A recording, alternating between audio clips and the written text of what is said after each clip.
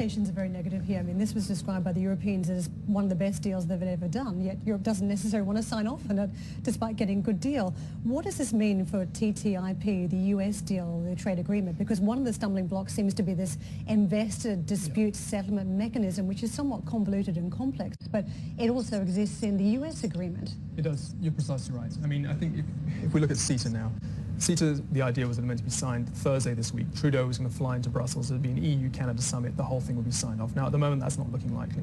If CETA fails right now, it doesn't mean it's completely dead. There is a window of opportunity. Things could happen in the next few weeks.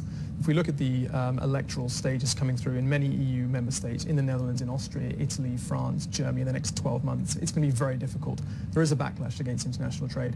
You mentioned TTIP. In the case of TTIP, there have been multiple protests over the summer months, especially in Germany, but across other EU member states as well.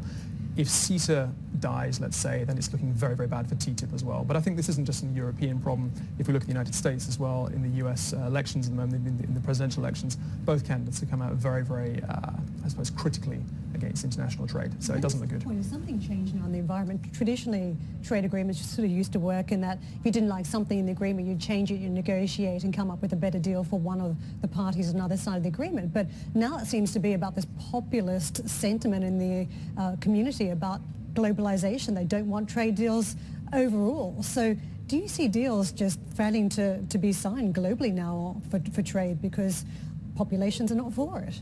Well, I think that's been there for quite some time, but of course we start to see that sort of becoming a lot crunchier as an issue once you start to have those deals on the table and people are required to sign them. And CETA, I think, is a warning bell in that sense from the balloons. It was looked at in lots of different other contexts. But so it is a warning bell. And you asked earlier about the impact on Brexit. Well, of course, that negotiation, that deal still has to be done, but in the back of anyone's mind will be the fact that it may have to be agreed by all 27 member states and the regional parliaments within some of those.